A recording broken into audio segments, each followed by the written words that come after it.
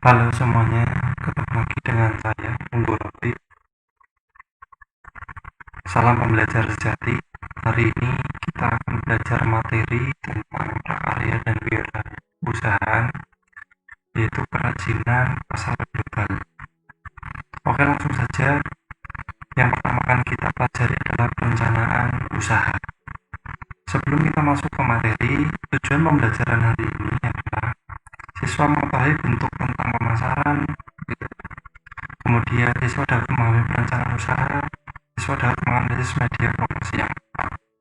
Itu adalah tujuan pembelajaran yang akan kita pelajari untuk beberapa pertemuan ke depan dan juga produksi. Oke, langsung saja kita ke slide selanjutnya.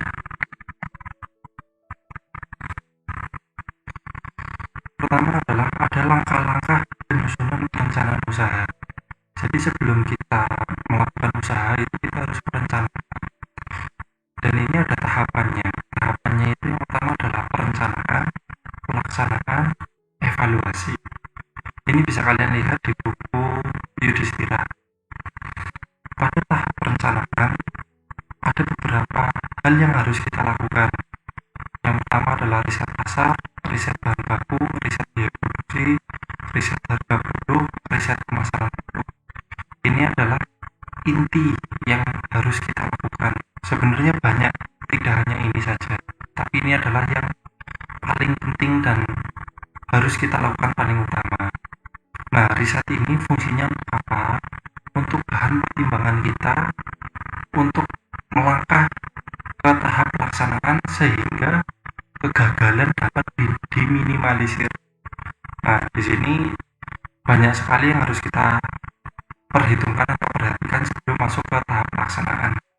Banyak orang yang gagal karena mereka melewati tahap-tahap ini. Biasanya mereka sudah riset pasar gitu ya, sudah riset pemasaran, tapi mereka lupa riset bahan baku, sehingga ketika usaha berjalan bahan bakunya susah untuk dicari, yang terjadi juga akan kesusahan sendiri. Itu contoh simpel dari tahap perencanaan. Kemudian lanjut nanti ada tahap pelaksanaan. Nah, tahap pelaksanaan di sini itu ada membuat atau produksi, nanti akan kita singgung minggu depan. Kemudian ada mengemas. Jadi produk kerajinan itu ada baiknya dikemas, walaupun tidak dikemas pun juga nggak masalah, tapi harus ada kemasan setidaknya untuk kalau seandainya kita mengirim ke luar kota atau COD. Kemudian di sini ada memasarkan. Nanti ada bentuk pemasaran, ada strategi pemasaran. Nanti akan kita pelajari di materi tersendiri, dan mempromosikan produk. Nah, mempromosikan produk ini nanti kaitannya dengan media promosi yang kita gunakan, dan juga ada terkait dengan bentuk-bentuk promosi dan tujuan promosi. Yang terakhir, kalau kita sudah melakukan pelaksanaan, kita harus melakukan evaluasi. Fungsinya untuk apa? Agar usaha kita ke depannya semakin berkembang, atau setidaknya kesalahan tidak kita ulangi lagi di tahap atau kesempatan yang kedua untuk kita bisa lebih berkembang. Apa yang harus dievaluasi? Itu analisis keuangan. Ada kita hitung BEP-nya, sudah BEP atau belum. Kemudian PER-nya, price earning ratio-nya, kemudian ada PBV-nya, kemudian net profit margin, itu seperti apa. Nah, nanti kalau di buku itu lebih gampangnya adalah ada rasio profitabilitas, ada rasio likuiditas, dan ada rasio solvabilitas. Itu kurang lebih gambaran terkait dengan apa yang akan kita pelajari ke depan. Tapi ini adalah langkah-langkah penyusunan perencanaan usaha yang setidaknya minimal harus kita lakukan. Oke, saya lanjut ke materi selanjutnya tentang perencanaan, yaitu kita membahas tentang riset. Apa sih riset pasar, riset bahan baku, dan lain-lain. Sebelum kita lanjut, ini ada hal penting dulu, yaitu penerapan 6M. Apa itu penerapan 6M? Penerapan 6M itu lebih tepatnya adalah hal dasar atau fondasi yang harus kita miliki sebelum melakukan perencanaan usaha. Yang pertama adalah money. Bahasanya di sini adalah modal. setidaknya kita harus punya modal untuk melakukan usaha. Modal itu berkaitan dengan apa? Ya nanti sumbernya, maaf ya. Sumbernya itu bisa jadi kita hutang, atau sumber yang lain selain ini adalah kita nabung. Nah, ini kaitannya dengan apa? Nanti evaluasi. Men di sini adalah artinya sumber daya manusianya. Di sini terkait dengan kompetensi. Nah, kompetensi itu harus diasah, tidak hanya dari ilmu, tapi harus juga dari pengalaman. Yang selanjutnya adalah mesin. Ini suatu hal yang sangat penting ya, alat. Mau SDM sebaik apa, tanpa alat juga akan terkendala.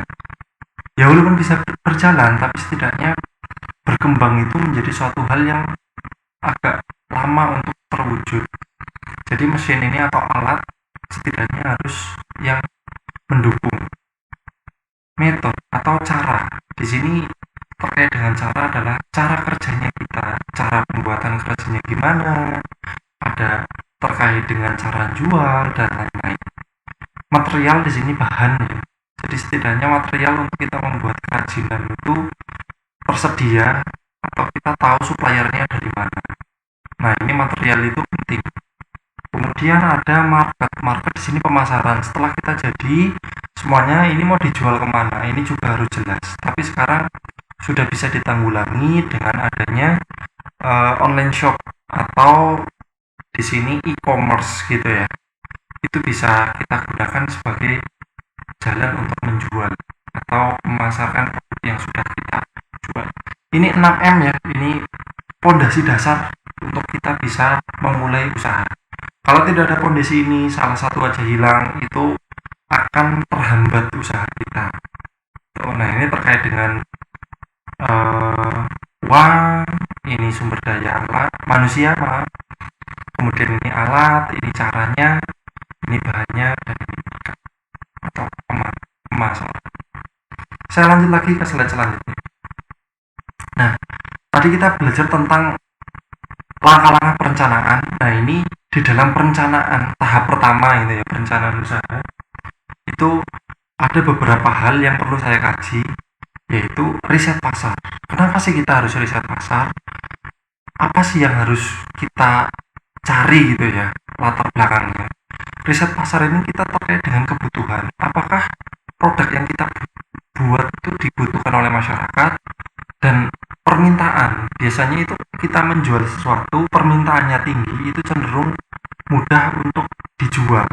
Nah, ini kita harus riset dulu terkait dengan kerajinan apa yang sedang diminati atau sedang memang dibutuhkan oleh masyarakat pada umumnya. Yang kedua, riset bahan baku. Ini terkait dengan ketersediaan, ini harus ada. Dan yang kedua adalah kualitas bahan. Bahasanya ketersediaan adalah supplier.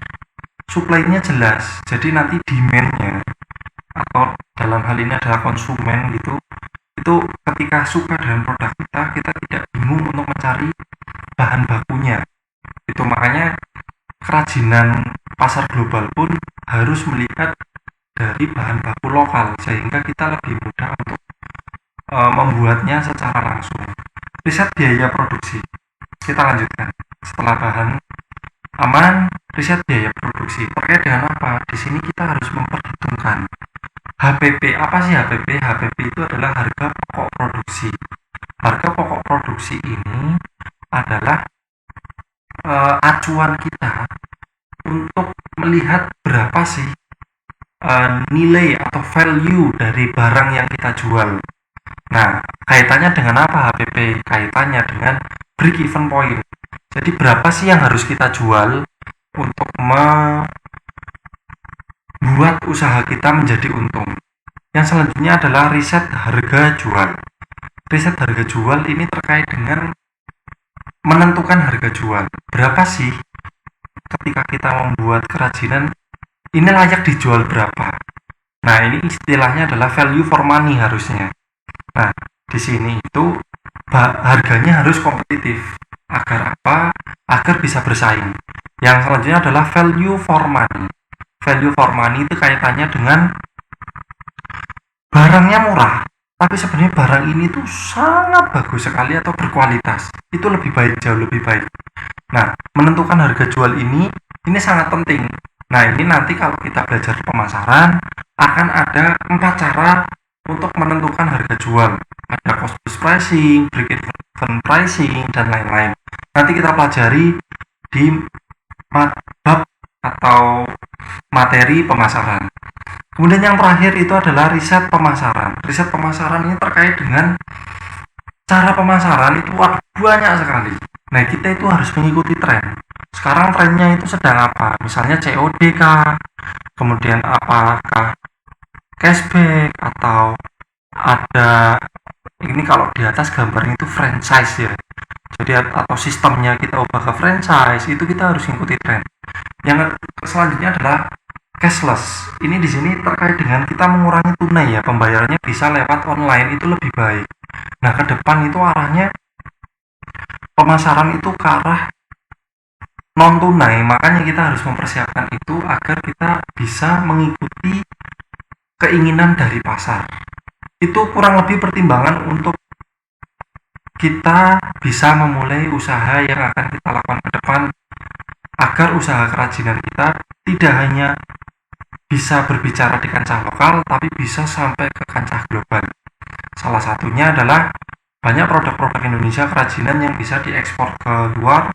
Ada mebel, kemudian ada lampu hias, itu biasanya buat kafe-kafe ya, atau hiasan dinding. Oke, selanjutnya, ternyata habis. Sekian untuk materi perencanaan. Minggu depan kita akan belajar tentang produksi. Jadi itu yang dapat saya sampaikan. Kurang lebihnya saya minta maaf.